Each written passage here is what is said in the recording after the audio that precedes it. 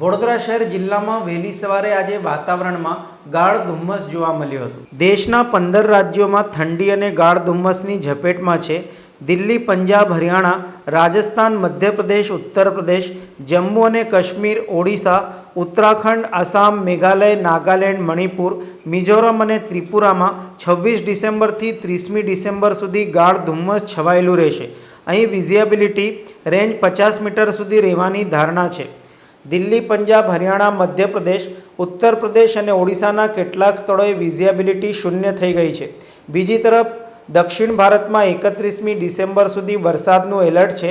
હવામાન વિભાગે જણાવ્યું કે કેરળ, તમિલનાડુ, પોંડિચેરી, કરાઈકલ અને લક્ષદ્વીપમાં આજથી આગામી 5 દિવસ દરમિયાન હળવાથી મધ્યમ વરસાદ પડી શકે છે। વડોદરા શહેર જિલ્લામાં ઠંડીનો ચમકારો જોવા મળી રહ્યો છે। ત્યાં બીજી બાજુ આજરોજ ગાઢ ધુમ્મસ ભર્યા વાતાવરણથી ઠંડીમાં વધારો નોંધાયો છે। સવારના સમયે ગાઢ ધુમ્મસ છવાતા વાતાવરણ ખુશનુમા થઈ ગયું હતું અને ઠંડીનો ચમકારો અનુભવાયો હતો। ગાઢ ધુમ્મસના કારણે રોડ ઉપર આવતા જતા વાહન ચાલકોને ઓછી વિઝિબિલિટી હોવાથી રોડ પર સામેથી આવતા વાહનો ન દેખાતા મુશ્કેલીનો સામનો કરવો પડ્યો હતો અને ધીમી ગતિએ વાહન હંકારવાની ફરજ પડી હતી। તાજેતરમાં જ કમોસમી વરસાદના કારણે જિલ્લાભરમાં ખેડૂતો પાકને લઈને ચિંતામાં મુકાયા છે।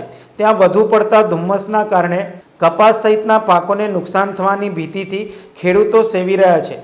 માવઠાના માર બાદ ધુમ્મસના કારણે ખેતીના પાકને નુકસાન થવાની શક્યતા છે, જેને લઈને ખેડૂતો ચિંતિત બન્યા છે। સમાચારોના સતત અપડેટ મેળવવા માટે લોકમત ન્યૂઝને યુટ્યુબ ઉપર સબસ્ક્રાઇબ કરો, બેલ આઇકોન દબાવો અને અમારી સાથે જોડાયેલ રહો ફેસબુક, ઇન્સ્ટાગ્રામ અને ટ્વિટર ઉપર।